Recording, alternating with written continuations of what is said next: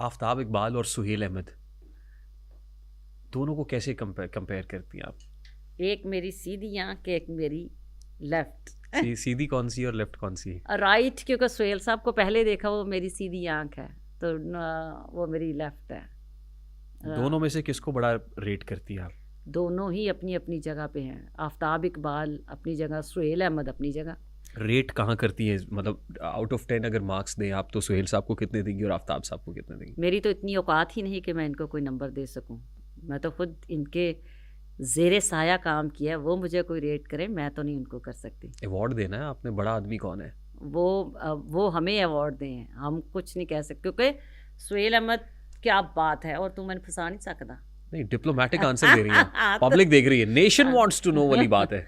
सुहेल अहमद साहब हैं, ठीक है, और आफ्ताब इकबाल साहब है। दोनों की अपनी अपनी मेहनत है, दोनों की अपनी अपनी क्लास है, दोनों ही पब्लिक प्यार करती है दोनों को। लेकिन दोनों में एक हमने एक नहीं, वॉर ऑफ वर्ड्स देखी ना हमने।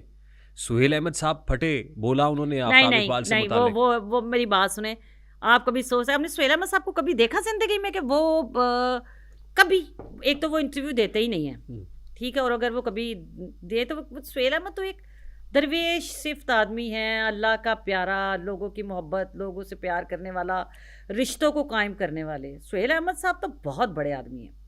सुहेल अहमद साहब के बारे में तो आप कह ही नहीं सकते। और रही आफ्ताब इकबाल साहब की, वो अपने काम के हवाले से, मैं तो दोनों को यही समझती हूँ कि मेरी सज्जी आंखें ते मेरी खब्बी हुण तो मैनू अन्ना नहीं कर सकता, मेरे यानी मेरी अखां च मिट्टी भी नहीं पा सकता। करो गल। आप इस पे कमेंट ही नहीं करना चाहती, आप बहुत डिप्लोमेटिकली इसका जवाब दे रही हैं। नहीं, मैं बिल्कुल सही दे रही हूँ, रियली, जो मेरा दिल है, जो मेरे अंदर है। दोनों बराबर हैं? ऑफ कोर्स, दोनों का अपना अपना रंग है, अपना अपना शेड है। दोनों बराबर हैं? दोनों बराबर ही हैं। वो अपने काम का बादशाह, किंग है, वो अपने काम का किंग है। शो कौन बेहतर करता है? दोनों के देखे जी, जो सुहेल अहमद साहब ने तो इससे पहले अपना उन्होंने टेलीविज़न पे अपने शोज़ भी किए हैं, और सुहेल अहमद साहब का स्टाइल मज़े का है। अब मोइन अख्तर, उमर शरीफ में आप किसको रेट करते हो? मोइन अख्तर। अच्छा, कॉमेडी में मोइन अख्तर। अच्छा यार, तो गुड्डा चलाक हैं। हंसते किसकी बात पे ज़्यादा हो? मोइन अख्तर। यार तो बहुत चलाक है। बात ये है कि मोइन अख्तर जैसा मोइन लेजेंड आया भाई, ही नहीं। मोइन भाई, इसमें कोई शक नहीं है। मैंने कहा ना, अब मैं कह रहा हूँ उसका जवाब दे, ठक करके जवाब आना चाहिए। मैंने ठक करके जवाब दिया। सुहेल अहमद का अपना शेड है, एक चांद है, एक आपने सूरज कहा है। किसको एक को करते हो, मैंने कहा मोइन अख्तर। हाँ, सुहेल अहमद साहब चांद है, एक सुहेल अहमद या आफ्ताब इकबाल, किसको करते हैं बताएं? मैं कहती हूँ दोनों, एक चांद एक सूरज है। मैंने दोनों में से किसी के साथ काम नहीं कर रही, और ना मुझे उन दोनों से कोई लालच है। इलेक्शन लड़े आप, यार आपको सियासतदान होना चाहिए। मैंने बचपन में पहली दफा जो हीरो देखे मैं, उसमें सुहेल अहमद है, ठीक है, मैंने बचपन में काम किया। ठक करके जवाब आना चाहिए सुहेल अहमद। तो मैं आफ्ताब इकबाल साहब को कैसे कर दूं, जिसने मुझे दोबारा से। आफ्ताब साहब नाराज हो जाएंगे? नहीं, फिर वो तो नाराज होने वाली। आफ्ताब इकबाल साहब के बारे में लोगों की पता नहीं क्या सोचा कि वो नाराज हो जाएंगे। यार वो इतनी देर के लिए, पता कितनी देर के लिए नाराज होते हैं? वो कुछ देर के लिए नाराज होते हैं, और उन्हें खुद ही नहीं पता होता वो नाराज किस बात पे होते।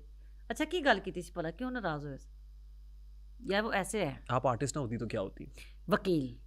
रियली? यस, लॉयर होती। हाँ सही बात है, आपको एक तरफ की बात ही नहीं कर रही।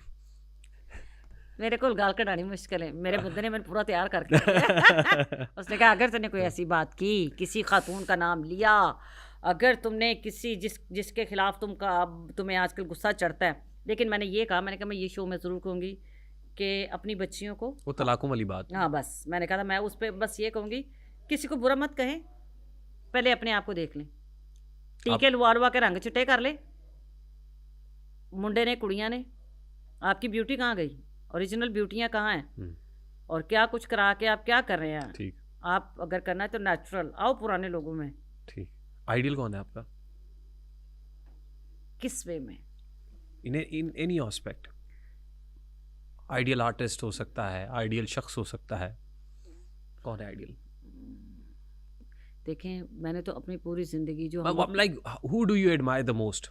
सबसे ज्यादा किसकी मोतरफ है?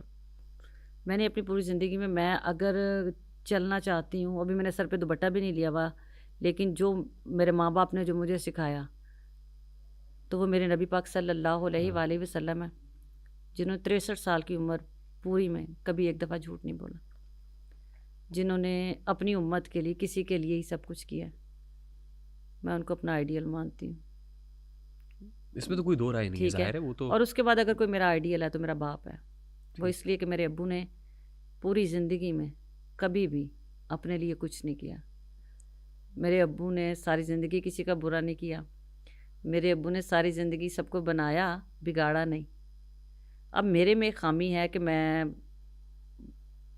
मेरे अब्बू कहते थे अच्छा लिसनर बन बेटा, बोलना सबको आता है, लिसनर सुनना सीख। जब से मैंने सुनना सीखा है मुझे लगता है ज़िंदगी आसान हो गई है, हम्म, क्योंकि ज़्यादा बोलने खूबसूरत से। बात, खूबसूरत बात। आपको सबसे कीमती तोहफा क्या मिला जिंदगी? मुझे सबसे कीमती तोहफा वॉच और किसने दी? मेरे हस्बैंड ने दी। अच्छा, मुझे लगा शायद दुबई के किसी शेख ने दी है। ला एडा ये मेरा सऊदी मामे दा पुत्र। वो घड़ियों में तो बड़ा प्रॉब्लम बना हुआ नहीं है नहीं, ना। मेरे मियाँ ने 7.5 लाख रुपए की दी थी मुझे उस वक्त। माशाल्लाह माशाल्लाह। और इस वो बात है को भी चल रही है घड़ी? हैं? ठीक है। हाँ तो होर मैं बेच के खा गई हूँ। हम हो सकता ਉਹਨੇ है। घर जाके मैंने पूछ भी लेना बाहर लॉकर च रखी हुई हो कि नहीं रखी हुई। अब ये सवाल मैंने इसको बता देना कि आपने किया। ठीक। धोखा किससे मिला आपको जिंदगी में? आए धोखा तो धोखा तो इतनी मज़े की चीज़ है, कभी इसको गौर करो कि जिसने आपको दिया है, आप अगर साबर हैं, अल्लाह पे यकीन है, ये धोखे ने आपके सामने उसके पास वापस जाना है। मका फाते अमल है। किसी से धोखा मिला जिंदगी में? बेपनाह, हम्म, जिसने मोहब्बत दोस्तियाँ, मतलब मेल में नहीं, मेल में सारे मेरे प्यारे थे, क्योंकि मैंने वो इतना ज़्यादा ज़िंदगी में था ही ना, खुली किताब तो थी इकट्ठे। मोहब्बत हुई होगी कभी जिंदगी में? मोहब्बत क्यों नहीं? पहली मोहब्बत कब हुई? पहली मोहब्बत शायद 14-15 साल। यानी मैट्रिक में ही? नहीं, मैट्रिक मैंने 1 साल बाद किया था, क्योंकि डॉक्टर साहब ने मुझे पढ़ाया था। ठीक। मैं पढ़ती थी जब मैं शोबिस में, तो खालिद अब्बास डॉक्टर साहब ने कहा नहीं बेटा तू काम नहीं कर सकती, ਜਦੋਂ ਤੱਕ तू FA नहीं करेगी ना साढ़े को जगह नहीं हैगी। ठीक। तो मैंने कहा मैं पढ़ लाँगी। उन्होंने कहा नहीं बेटा पढ़ना पैना। तो फिर वो मैंने मैट्रिक सूफिया अदबिस्तान से किया, तो तब मुझे मोहब्बत। फिर किधर गई मोहब्बत?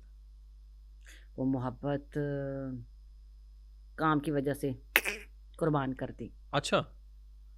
क्योंकि अगर मैं उससे मोहब्बत करती, वो तो जो काम ना मोहब्बत होता। थी, तो शादी, फैमिली और काम नहीं। फिर दूसरी मोहब्बत कब हुई? वो मोहब्बत तो ये अगर आपको मुसलसल अमल है। ये तो अगर नहीं, मोहब्बत तो आपको खूबसूरत करती है, ये चाहे बुरी बात है चाहे कुछ भी है मोहब्बत। और मैं तो इतनी नसीबों वाली हूँ कि मुझे ही दुनिया ने मोहब्बत की, लोगों ने मोहब्बत की। और दूसरी कब हुई? मोहब्बत तो होती रहती है।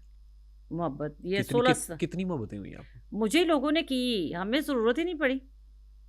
मुझे क्या ज़रूरत पड़ी हुई थी? अल्लाह ताला ने मोहब्बत करने वाले इतने लोग, शफीक, प्यार करने वाले, तो अल्हम्दुलिल्लाह मुझे तो मोहब्बत की ज़रूरत ही नहीं पड़ी कि मैं किसी को देख के कहूँ हाय, या मैं किसी को कहूँ मैं तेरे बगैर मर जाऊंगी। मैं वाहिद आर्टिस्ट हूँ। मेरे जिसको मैंने छोड़ा उसने कहा तुम्हें पता है आज तक तुम जिंदा क्यों? मैंने कहा क्यों? उसने कहा इसलिए कि तुमने सबको छोड़ा, तुम्हें किसी ने नहीं छोड़ा। तुम्हें इस तकलीफ़ का ही नहीं पता कि किसी अगर तुम्हें कोई छोड़ता तो तुम्हें पता लगता है कि ये क्या बात होती है, कितनी तकलीफ दे बात है। और इस बात को मैं अब रोज़ाना शुक्र अदा करती हूँ कि या इलाही तेरा शुक्र है कि तूने मुझे इस तकलीफ़ से नहीं गुजारा।